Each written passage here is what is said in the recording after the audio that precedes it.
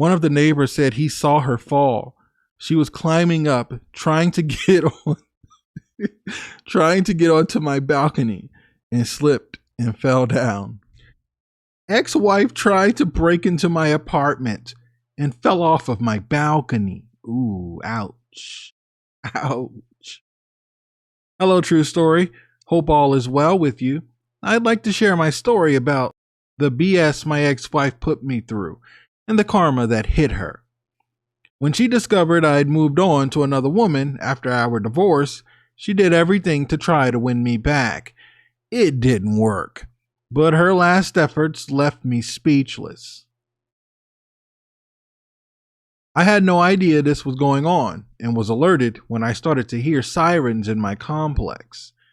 I went outside and my ex-wife was face planted on the ground crying with a box of cookies scattered everywhere.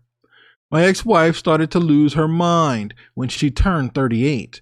We never had children and she'd cry often saying she was a poor wife because she couldn't give me children. It was declared 2 years into our marriage she couldn't produce. We'd been married for 10 years when I discovered her affair.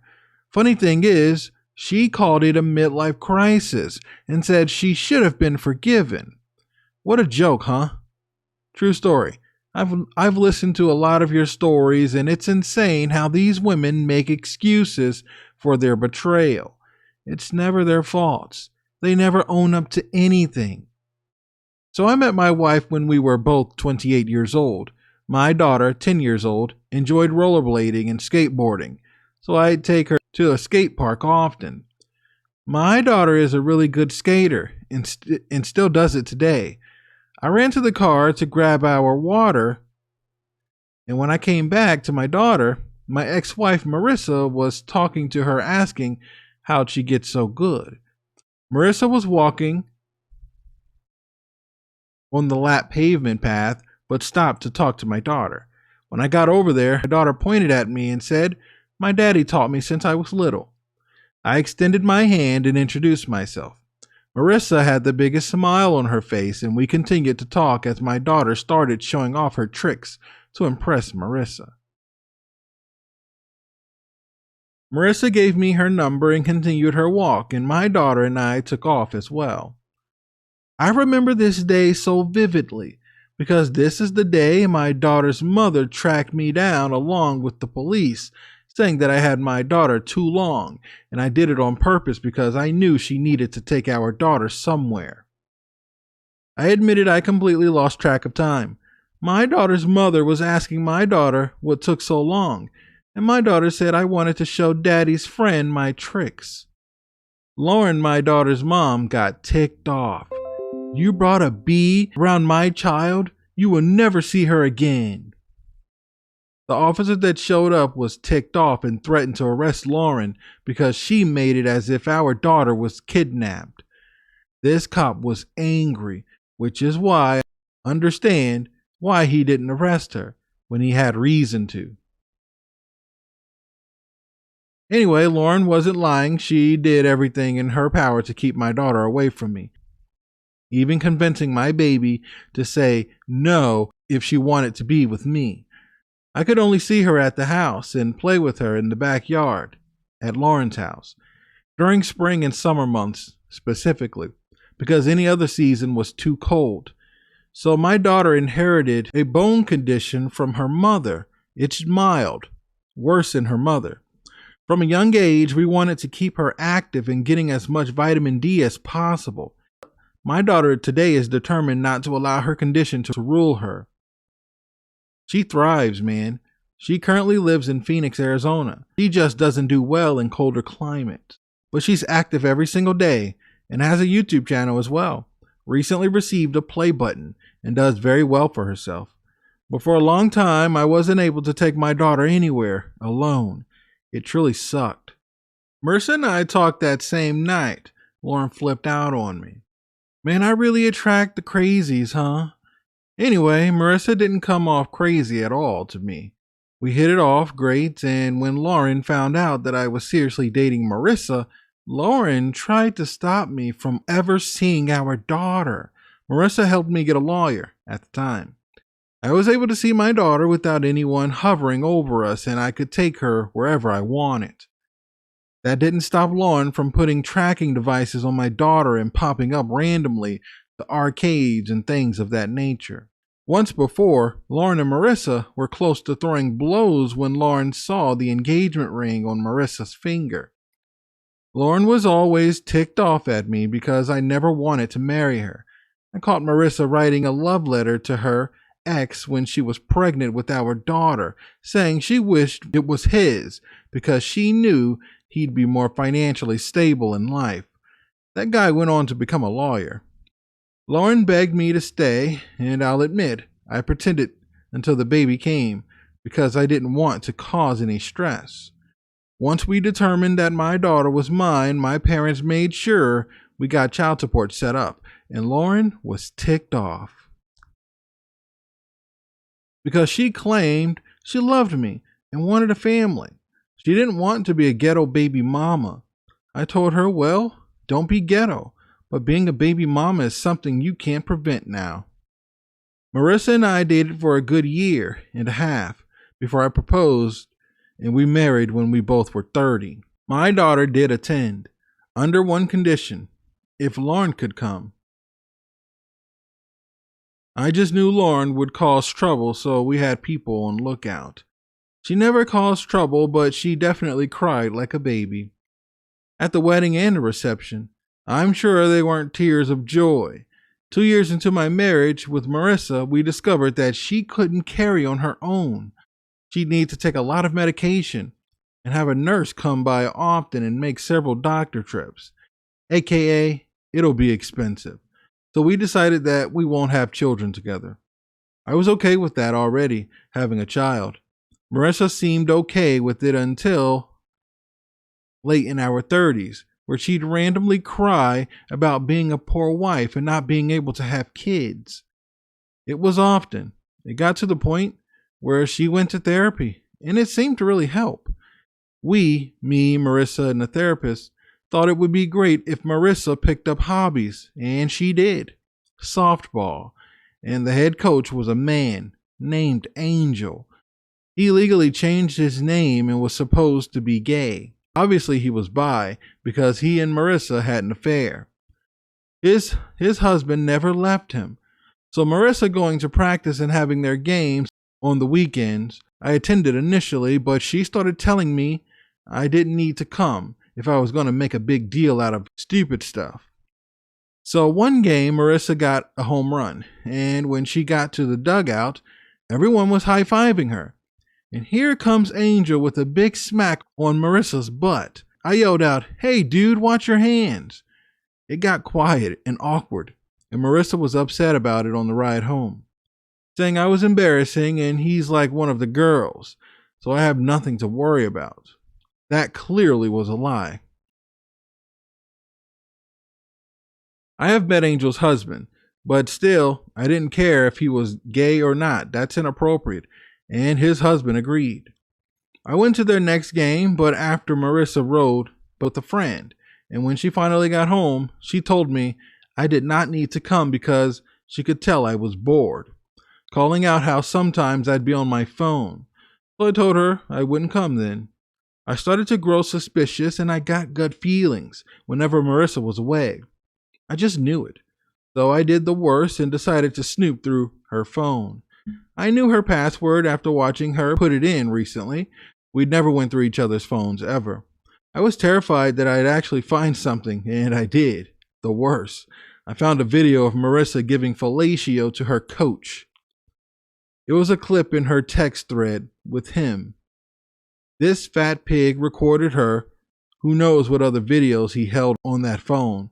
I sent that video to myself along with other screenshots. The coach wanted to bring my wife into his bedroom with him and his husband, but he was afraid his husband would get upset and leave him for asking. Marissa talked about how she loved me, but she just wasn't in love with me anymore, and told Angel that I was boring. Angel told her, "Yeah, I can tell. I can't believe he's never wanted to do you in public. Maybe he's the gay one, LOL. These two were just in this thread making fun of me. I was determined to expose this coach, and I 100% was divorcing my wife. Even though Marissa and I had a sex life, our bedroom action dwindled significantly. We still got it in and never used protection. So the first thing I did was visit my doctor and got blood work done. I was clean. While waiting, I filed for divorce and exposed the coach to the city of Perkinton's adult softball league. Got in touch with the proper department. My lawyer handled most of it, and the coach was fired. He wrote me a long letter apologizing and said his husband forgave him, and I should forgive Marissa. He doesn't want to be responsible for causing a divorce between us, and said they both had been drinking, and it only happened one time. In the letter, this man got all religious, saying why I shouldn't divorce my wife and how it's wrong. I ended up tossing that letter and continued with the divorce. Marissa begged me as well, saying she's so embarrassed and can't believe she's done this to the love of her life.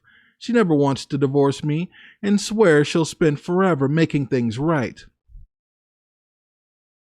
She also gave me permission to sleep with whomever I wanted for an entire year. I did not take her up on that offer, and I told her to leave. She did, and said she'd give me space, and hopefully I'll realize that we are meant to be together forever. Marissa was served, and she tried everything. Letters, texts from unknown numbers, emails begging me to stop this, and even threatened offing herself. I didn't care. I wouldn't have cried even if she did. Marissa told me at the hearing that this divorce will not stop her, and she will gain my trust back. 5 months after our divorce, Marissa found out where I was living. I got an apartment, and she showed up at my door one Saturday evening. I filed a police report and got the restraining order on her that day. I had planned to move after my lease was up. That restraining order did not stop Marissa. She messaged me from random Facebook pages of actual profiles. Maybe they were her family or friends, but she'd say, "How'd you move on so fast? How long have you known that B?" It didn't say I was in a relationship on Facebook, but I was tagged in pictures with my lady friend.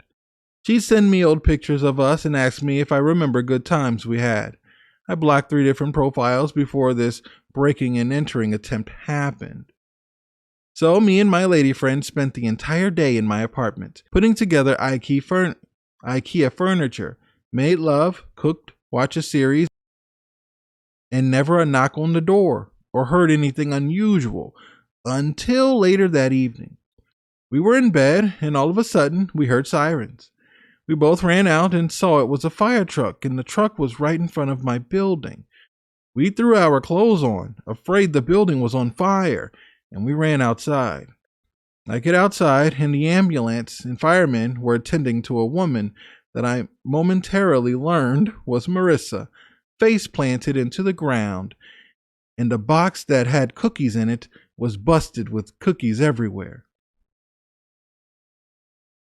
She was alive, and when they flipped her over, I yelled out, "Marissa?" Marissa tried yelling my name. Daniel, help me." I looked at my lady friend, and she was holding back her laugh. I told her about how Marissa had been harassing me and popped up at the apartment.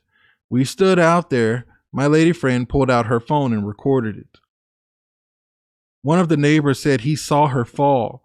She was climbing up, trying to get onto my balcony, and slipped and fell down. Marissa was crying as the workers were trying to see if she had any broken bones. She kept saying her knees. I believe she fell onto her knees, then planted into the ground. My lady friend and I laughed ourselves to sleep that night. My lady friend actually showed me a video of Marissa that she got from someone's Facebook.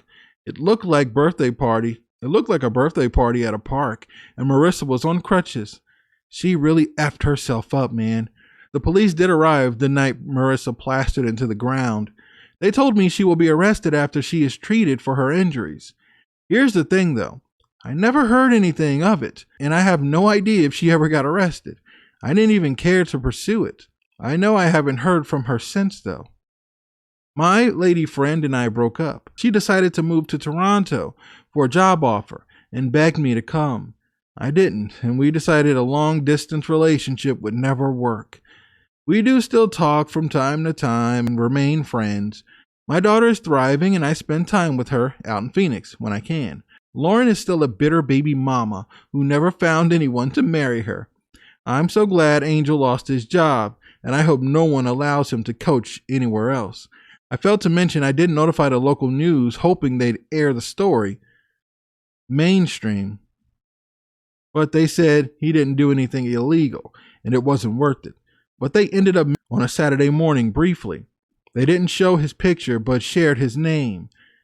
It was quick and short, and I happened to catch it. Oh well, I'm glad his fat self got fired. I never intend to get married again, just not for me. I like being single, and if I find someone I truly vibe with, we become monogamous, but I have zero desire to marry anyone else. True story. Thanks for taking the time to read my story. Hopefully it makes it on your channel. Take care. Wow. Dude, thanks for sending in your story. I'm just imagining her trying to climb. So I've seen apartment buildings where there will be like there's the lower level. It's not even technically the first level, but like you can reach the balcony a little bit. I wonder if it was something like that, and maybe you were on the level higher, and she was trying to. I don't know, or maybe she fell that short distance. I don't know. I don't know how far she fell, but the fact that she fell trying to break into your apartment, what was she gonna do? Just like bang on the door, let me in. I have cookies. Like, why not just go to the door if you were bold enough, even though you had a restraining order? If you were bold enough, just go to the door. Hey, I brought cookies. Don't call the police. She decided to climb outside. Wow. What an idiot. What a freaking idiot, man. Yeah, you've dated some crazies for real, man. Your baby mama was she was jealous, mad at you. And then the girl she was jealous of ended up cheating on you and treating you bad just because she claimed she had a midlife crisis. Ugh. You're right. They don't take accountability ever. It's very, very, very rare. I'm still kind of waiting on that one to where they take full accountability. And yeah, it's rare, man. Guys, let me know what you think about this in the comments. If you want to send in a story, send it to truestorynation@gmail.com. Here, I'll put it on the screen. That's truestorynation@gmail.com. I'm going to catch you guys at the next one.